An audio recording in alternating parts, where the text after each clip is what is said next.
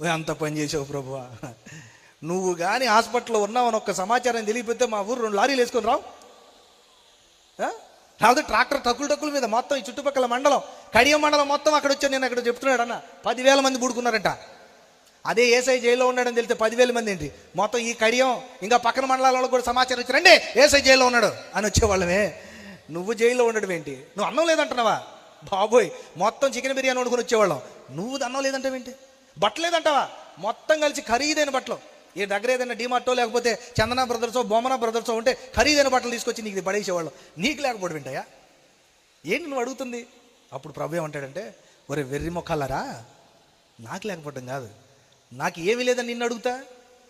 ఈ అల్పులైన ఈ నా సహోదరుల్లో ఒక్కడికి కూడా నువ్వు చెయ్యకుండా ఎక్కడ చేసావు భక్తి? 4 గోడల మధ్య.